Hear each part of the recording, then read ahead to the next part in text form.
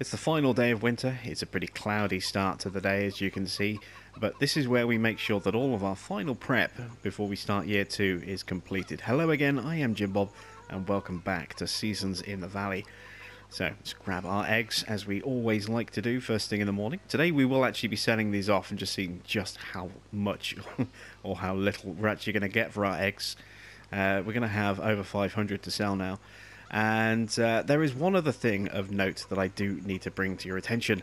Obviously, we've just had a brand new geo go live, the North Central Italy geo.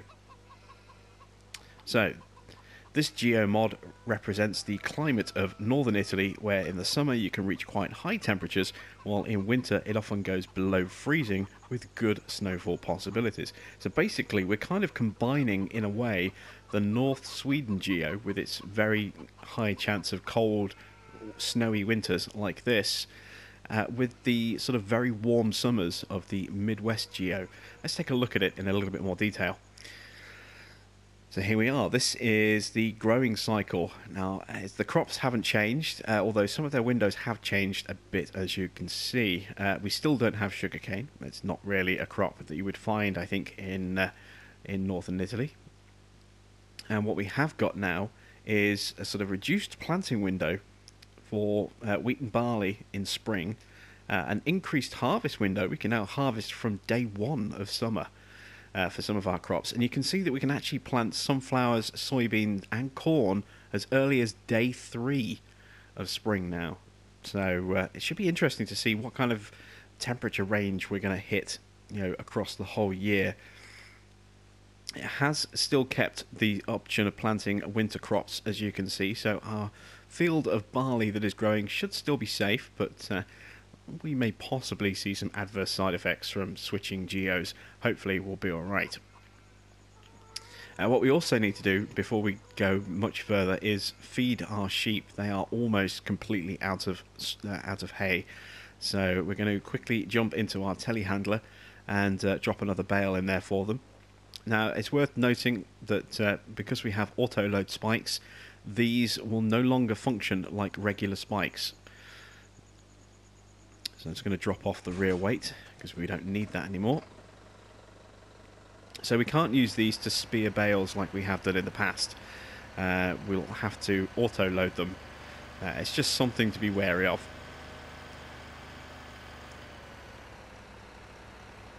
Right, and as you can see, because it's snowed for a couple of days now and we haven't cleared this area, we do actually have a little bit of extra snow up in this area. Where we've been working the road should only have a single layer, but it is entirely possible that oops, I grabbed too many bales. Damn it. Alright, well, let's unload these ones just here. We only want the one.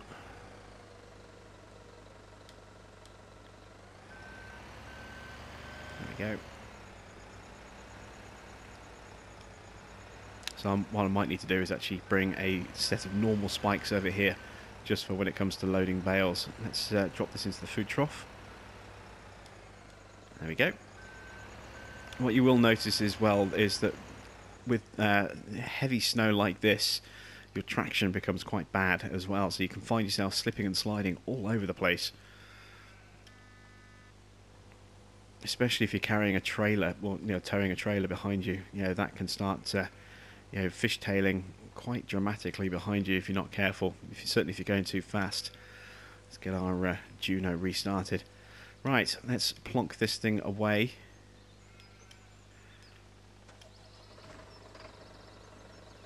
Back in the shed. We are going to need to top up their water as well, and we don't have that much water left in the trailer, so we're going to have to go for a little drive. Sort of cross country. You see how we kind of slid there as we came off the snow. That's one of the things I do kind of like about the seasons as well, is that how it really reduces your traction in the winter. You can kind of power slide a little bit around corners if you're trying to, but at the same time, if you are carrying, like I say, like a trailer or something, you are asking for trouble. And if you've got bales or anything loaded, you need to make sure they are very much strapped down, or they are going for a ride that you are not not invited to.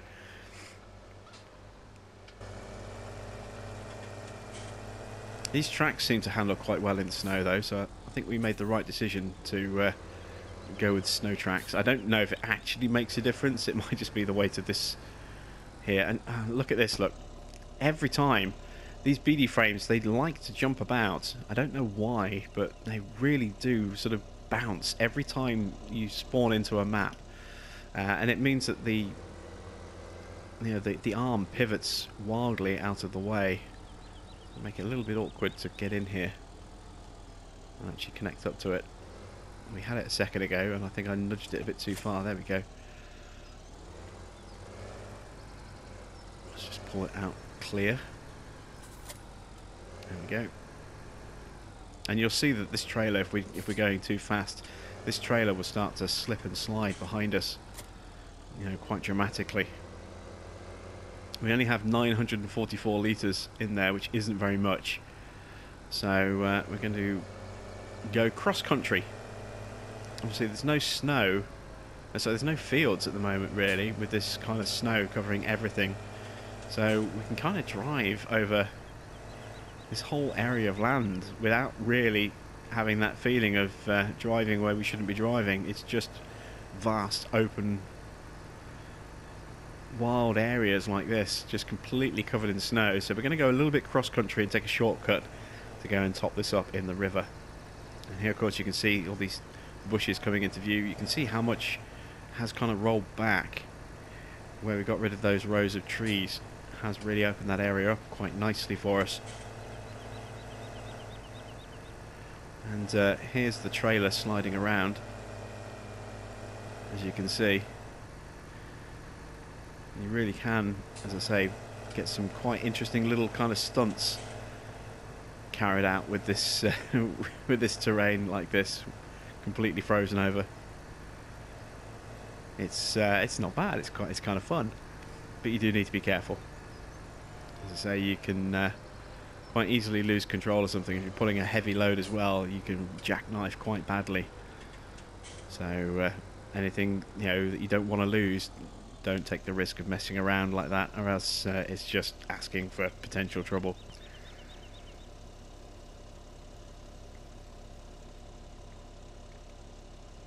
So we'll top up our sheep. Let's just take a quick look. You can see there we've got 101 litres of water left. That's it. We definitely need to get them topped up. Our health is up to 82%, which is good. And once we've got their water topped up, we'll top up the greenhouses as well, just to make sure that they have plenty of water. They've got to be getting a little bit low now. It's been a couple of days, I think, since we last topped them up. That trailer just sliding out round there. And again, we'll cut through the forest area. I mean, it's all one great big white piece of land. You know, there's no definition, there's no markings. Obviously, we can pull the map up and we can see exactly where we are, but you get the idea. I mean, there's no defining sort of markings anywhere to say what's what. So we can kind of just cut through like this, I suppose, with no repercussions whatsoever. It really does, look great when you just see this vast expanse of white, and then the sun shining across it and the shadows just dancing across there. You can see all the sort of shade and the detail in the trees reflected onto the snow. It just looks awesome. Even there with our tractor, look, you can see the reflection of the cab, and the shadow casts quite long depending on the angle of the sun and the angle of the hill. Yeah, it just looks really, I just love the look of it. We really have been spoiled. Oop, big slide there as we slammed the brakes on. We really have been spoiled with seasons. I mean, it's just amazing. Right, now we're back at the farm. We need to be careful with our driving, so get positioned nicely for these greenhouses here. This is the first one, and on to number 2. There we go. And then obviously we need to open the gate and go into the sheep pen so we can top up their water trough.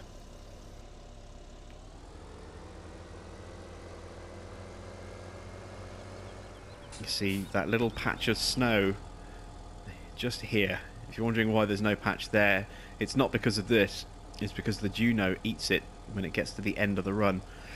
So, you know, the Lely Juno, while it's not really an issue on this particular map because we have a very nice snow mask covering this food trough area, on other maps where there is no snow mask around the food troughs, you know, a Lely Juno will clear the area of snow for you and keep that area nice and clear, so you can you don't have to worry about that too much. I think that's quite cool.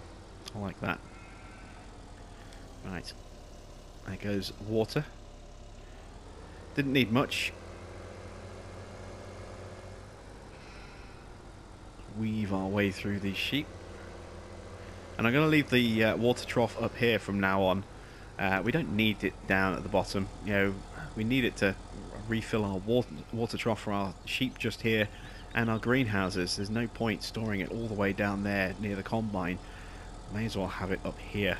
Seeing as we have this little shed here, and we're not going to need the flatbed section of this BD frame for a while either, but eventually there will come a time when we'll need it to transport our wall pallets. So we'll hang on to that for a bit as well, and eventually I will bring that up here and put that in one of these other bays. Right, let's see if I can actually back this thing in without it going all over the place.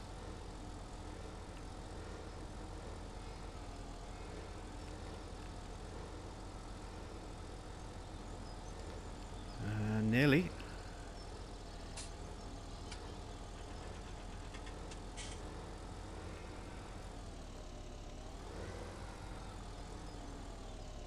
I'll try and get this as straight as I can because I know it's going to bounce every time I respawn.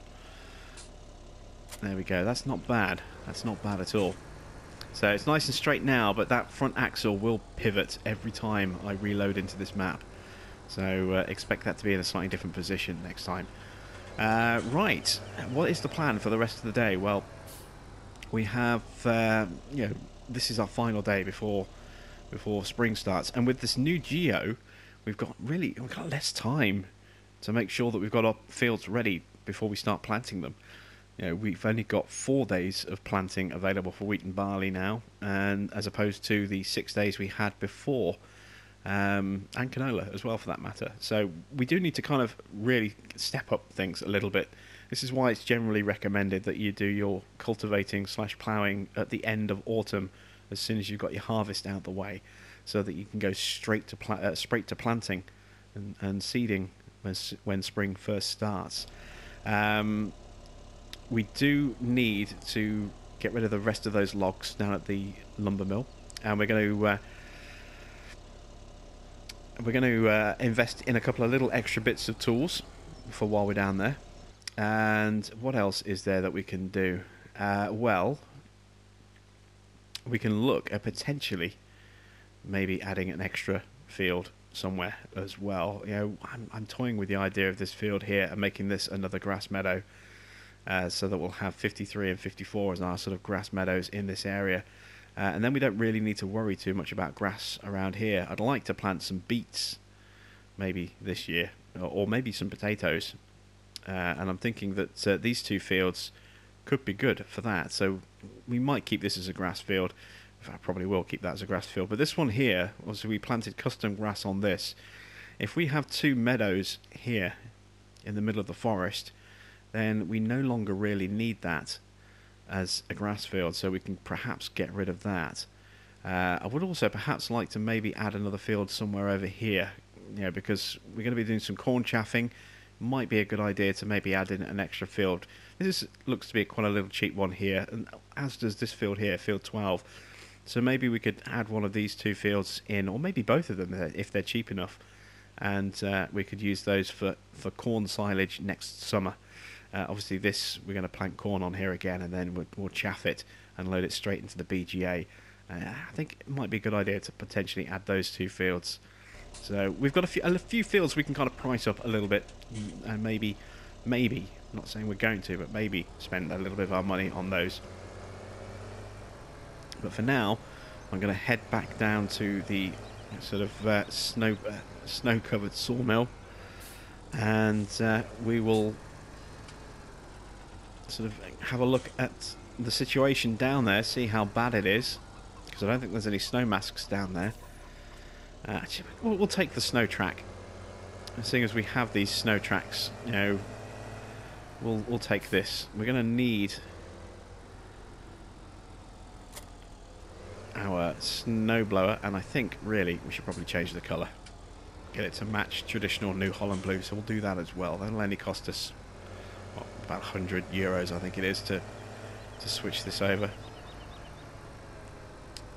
So let's get this changed over. You can see what I mean about, you know, it just pokes through the roof there. Obviously there's no collisions, so it's not a major issue, but it does look a bit weird.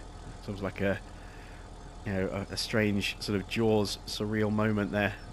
Jaws attacking the bales.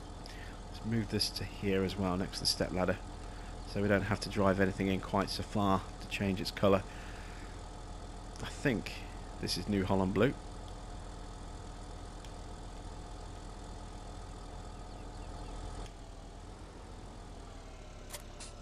Let's connect up and have a look.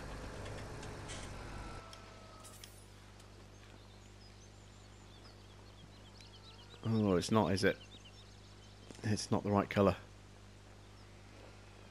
Ah, it's close enough. Alright, right, let's head on out to the sawmill.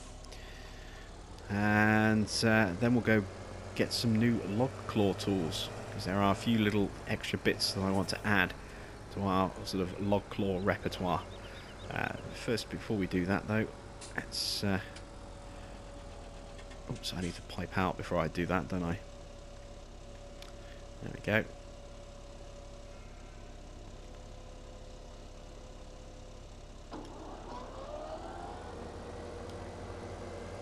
And once again,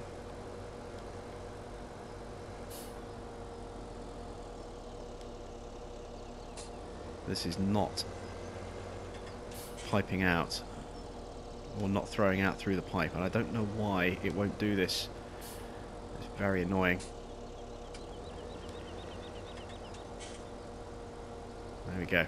So, yeah, we'll make our way over to the sawmill, and we'll clear out the area over there so we've got room to move around with our wheel loader, and we'll get rid of those remaining logs, and we'll pick up some new tools for our wheel loader as well.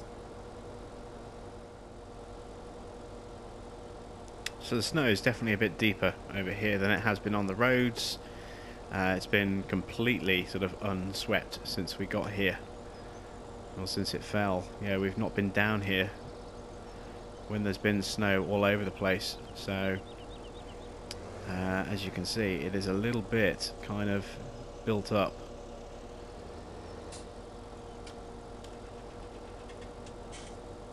There's our trailer there, and of course there's no snow mask under these canopies, so our trailer is going to be full of snow. Or maybe not full, but it's going to have snow in it, that's for definite.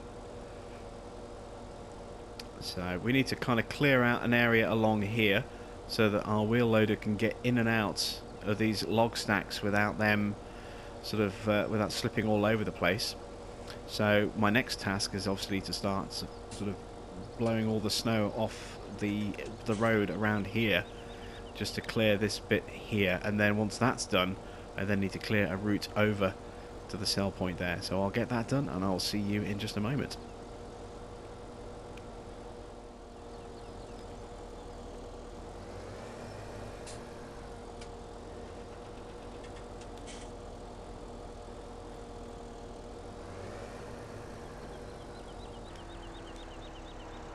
Okay, there we go. So I've cleared a nice good sort of path, and obviously the entrances to each of those areas as well. Quite a big little route there.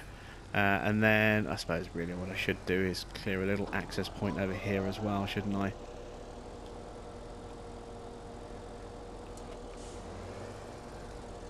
Let's really cut the speed right down on this.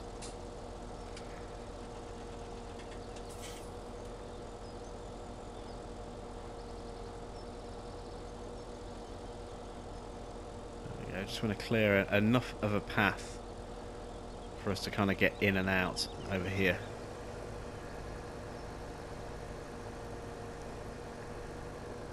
It doesn't need to be all the way and cover this entire area, but a nice wide enough little entrance area with no big ridges for us to have to jump up and over. That'll do me quite nicely.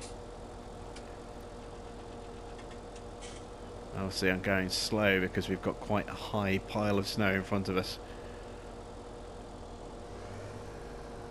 There we go. Beautiful. Right. Let's move this to here, out of the way.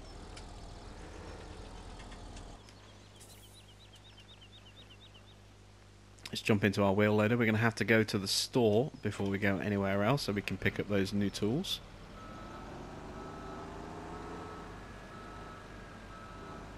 So we'll take our nice shiny new access road that we've kind of carved into the ground here. Let's make our way over to the store and pick up those new bits of equipment.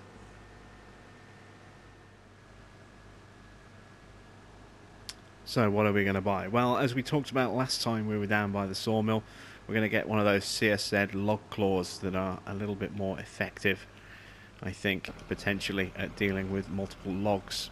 I'm going to give it a try, and if it doesn't work, we can always sell it and get our money back, so there's no major risk involved just there. The other thing we're going to do is we're going to pick up a brand new mod item that's just come out as well. Where is the log claw? I went straight past it without even thinking. There we go, the Log Grabber Extra. Now these are great for multiple logs, but they're pretty terrible for individual logs, and guaranteed we are going to end up in a situation where we have the odd log lying around that we just can't scoop up, or at least not effectively. Let's take out, that should be more than enough. Let's just buy one of those for our wheel loader. So to help us resolve those issues where we can't quite grab hold of what we need, we're going to buy, is it in here? Nope, must be in here then. This, the wheel loader to telehandler adapter that has just come out. This is a cracking little piece of equipment here. We'll keep it in default colour, might as well. But this basically allows us to use any telehandler tool with our wheel loader. Now, one thing I do think is going to be useful for us is this, the single sort of pronged magazine fork. This is actually not that great a log fork in some respects, but one thing it does have going for it is the fact that it can close really tightly. So it's ideal for picking up individual logs, just not so good at more than one. The only thing that is a little bit awkward about it is sometimes in the past I've found that the middle finger has kind of been a little bit floppy and wobbly and not really been that effective. Hopefully that won't be the case this time around, but let's hook up to the adapter.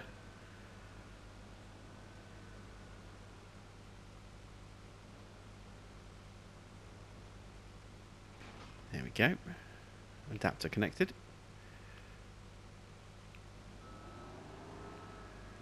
Of course now we can't use our big log fork, but we can now hook up to this.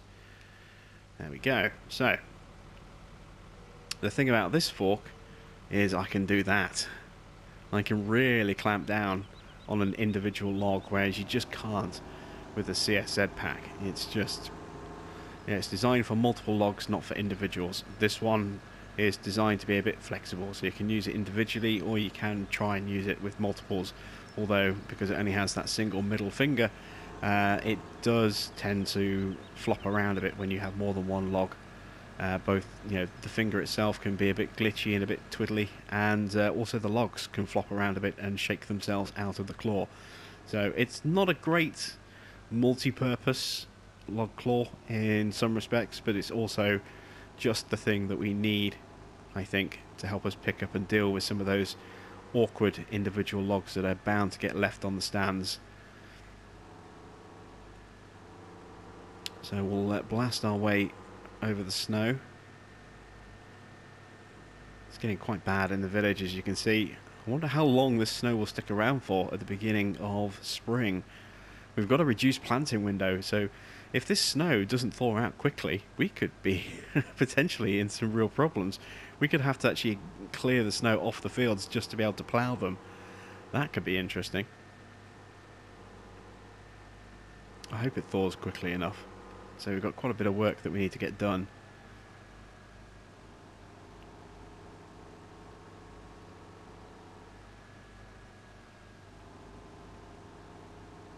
But yeah, there we go. This is the first of our new purchases. So let's just try it out on this individual log here that's a little bit sort of wayward from the rest of them. Let's open her up.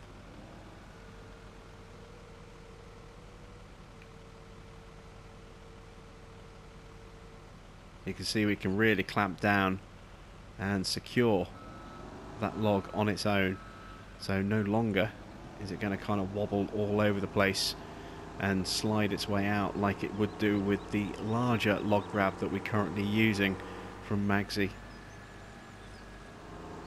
Very, very easy way for us to effectively just plonk that down just like that. So that's the first purchase. Let's plonk this down. Make sure I get the adapter. I want to see if I can leave the claw attached to it. Let's plonk that down just here.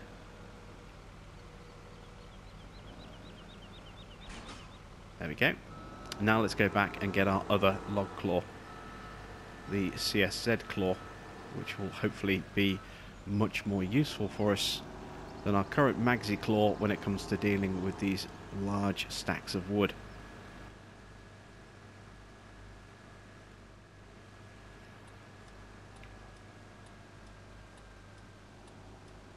And now we have our log grab just here, as you can see. So let's give this a try. I have tried this once before, many months ago, and I didn't really get on with it, but I'm hoping that in this situation it might actually work quite well. Let's see how we get on.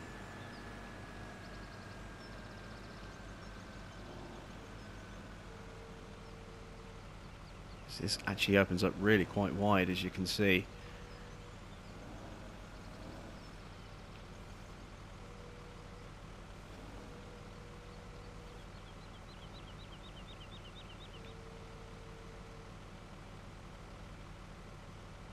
It's not inspiring me with amazing confidence just yet, but so far... Oh, no, see, we dropped one. But so far it seems to be okay.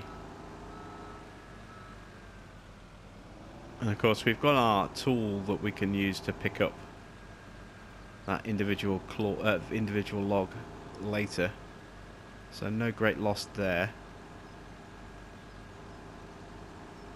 Seems to be holding and supporting these quite well, so far I'm pretty impressed. And there we go. Sold off a whole bunch of wood.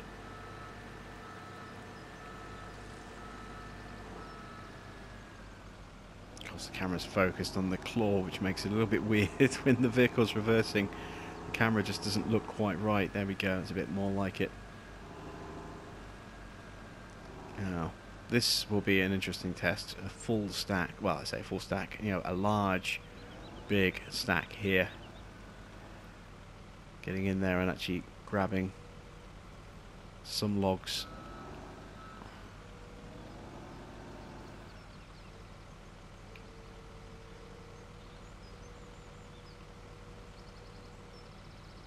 And then holding them down. Oops, no, that's the wrong way.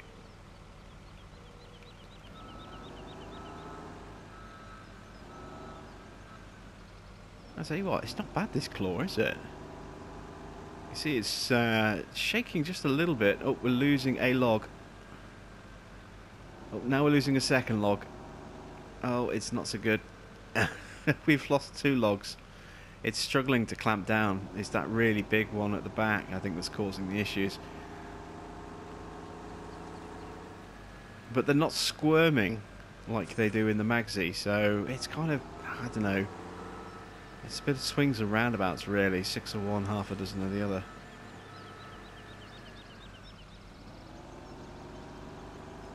They both have their strengths and weaknesses. Neither are perfect. Neither are completely unusable. try it again, see if we can have a bit better luck this time out.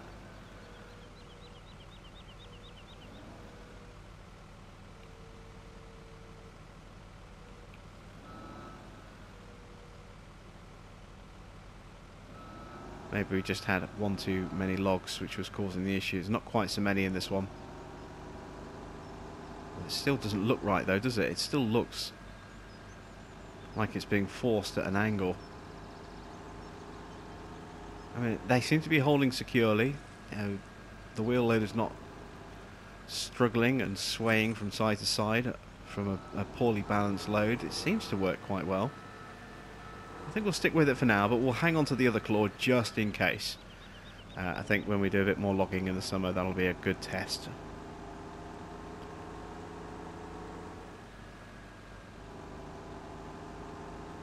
So let's clear out the rest of this pile, and then we'll switch over to our single log claw, and then we can pick up these loose individual ones that we have left over.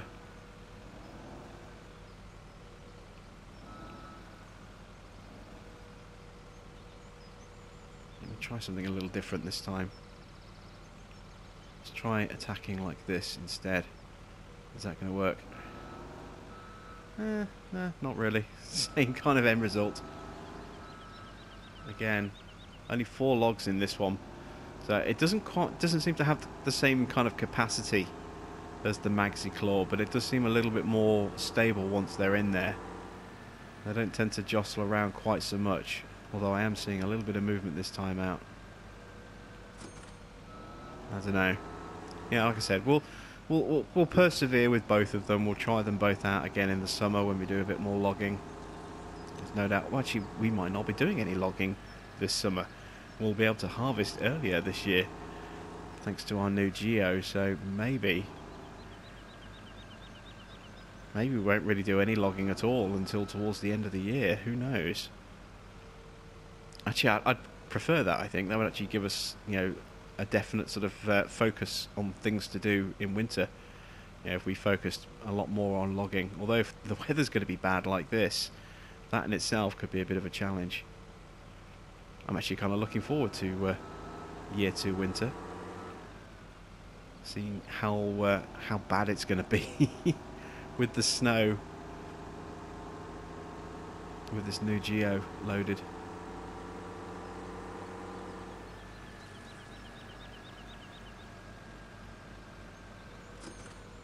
We already had snow. I'd already advanced time to around 7 in the morning before I loaded the Geo onto this day, so I don't think it's affected the amount of snow that we have today. But I think if it were to snow again, you know, we still had another day of winter or so left, I think it could prove interesting. Right, that's it for the stack, so it's just individual logs left now. So let's switch the claw out.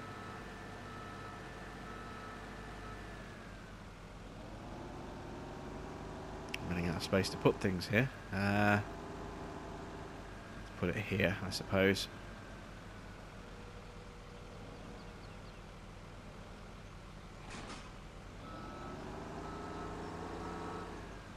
Let's grab our individual claw.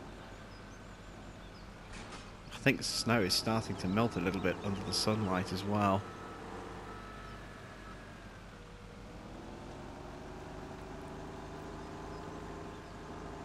Let's start picking up these individual logs.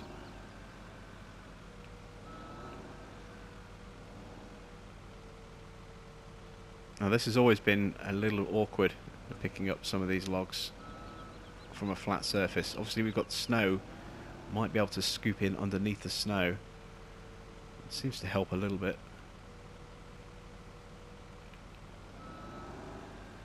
There we go, looks like we're looking at a nice 2,000 euro log just here.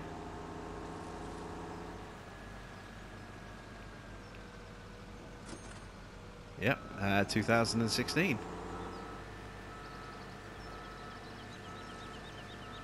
That one there, that'll be a 3,000 euro log. It's a big, thick piece.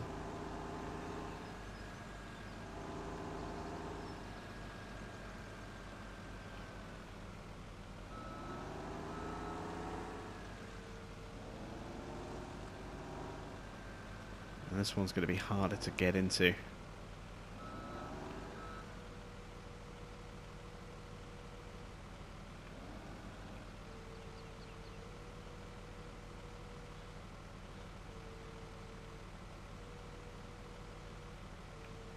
There we go. Actually, it was a little bit more, a little less painful than I thought it would be. Kind of, there we go. Just caught on that snowbank slightly.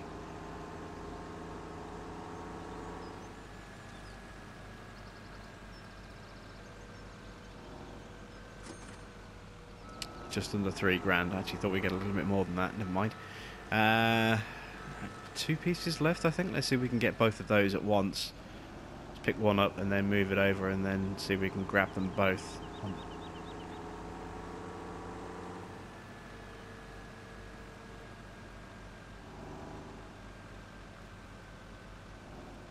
It's nice to have the sort of power and stability of a wheel loader, but with the dexterity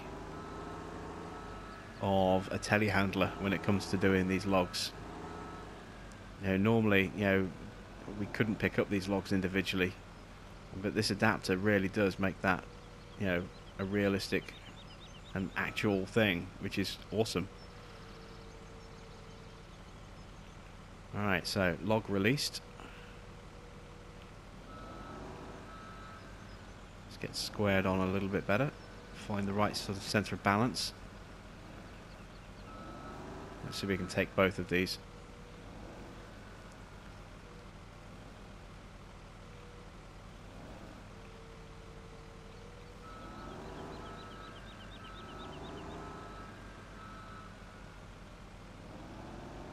Okay, so far, and we've actually got one that's longer than the other. They're both pretty good thick pieces, so one of them is going to be worth nearly 3. The other one, actually I think the other one's slightly thicker all the way along. It's going to be pretty close into the terms of the value. 3,000, and it was the one closest to us that sold first. That was actually worth more than the longer one, which was 2,867. Very nice. So we're up to 69 grand. That's not bad considering we spent a bit of money on 2 new log claws and an adapter. Well, that's it. That is our logging completed. So I don't think, unless we do a little bit in the spring to clear away a couple of trees for field combinations, I don't think we'll be doing any more logging now for quite some time. Right, let's go check out those potential additional fields that we could look at maybe. So I'm thinking field 14 and field 12 are the potential fields that we could look at adding if they're not too expensive, and use those as additional corn chaffing fields for the BGA in the summer. So let's make our way over there and see just how expensive those fields are. If they're not that expensive, I might pick those up. I need to increase my cruise control speed. And let's reposition the hose.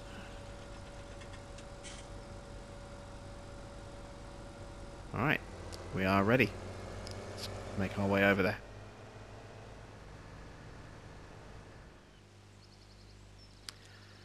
So it turns out that fields 14 and 12 are grass fields.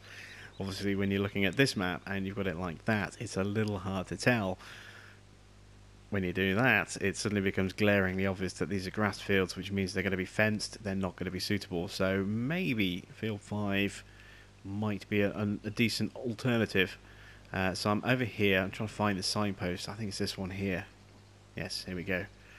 Just curious, how much is this field? It's 166, and that's not that bad. It's not that bad at all, actually. I'm kind of curious as to the price of field 4, which is bigger. I think that's probably going to be beyond our price range. In fact, I'm almost certain that's going to be too expensive to justify, but 166 we could possibly get away with. But if I do that, then I probably can't afford to buy the grass meadow. I would kind of like to buy that grass meadow. Field 53. Or at least make that grass meadow. Let's see. How much is field 4?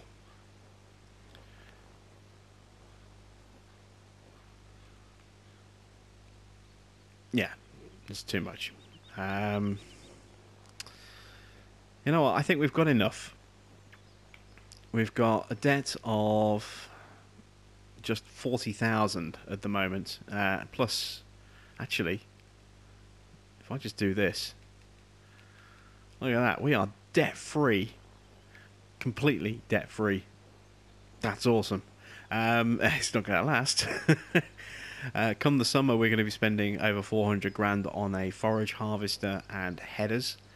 We're also going to need to buy a planter so that we can plant some poplar nice and early as well. I think, yeah, we'll buy field 53. We'll put some grass on that as soon as we get the opportunity in spring. And then we'll just have two nice sized grass fields for us to sort of mess around with in the summer when they're finally grown. So let's go make our way over there and purchase that field, and then that's going to be, I think, probably the last field we buy for a little while. We need to kind of not go too crazy with the money, or else we'll end up in exactly the same situation we were in sort of middle of last year, where we wanted to expand but just had no money at all to do so.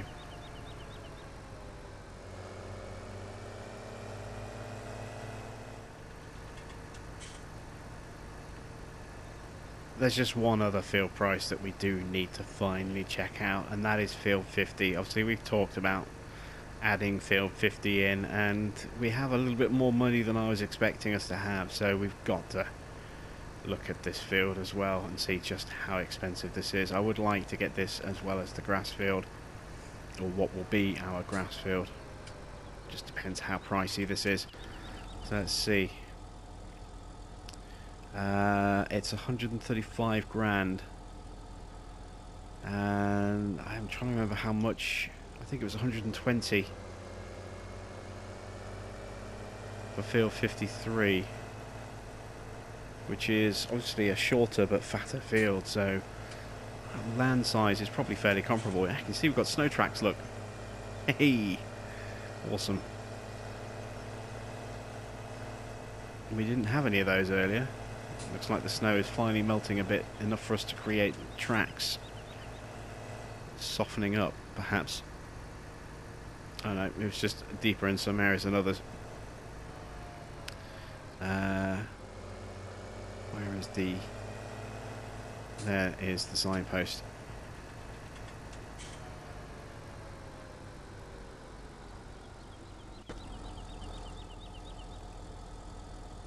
Yeah, it's 120, well, 124, so it's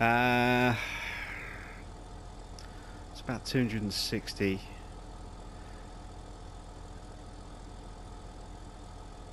Yeah, we can afford to do that. We can afford to do that because we still have, you know, our canola and our soybean available to us, and our corn as well. Actually, no, not our canola. Sorry. So we have our soybean and we have our corn available to us for, you know, summer sales, which will bring in money to offset the cost of one of these two fields. So possibly both, depending on, you know, how lucky we get with prices, but probably not. So we will buy them both. Let's buy this field here. So I kind of need to empty the bank again now.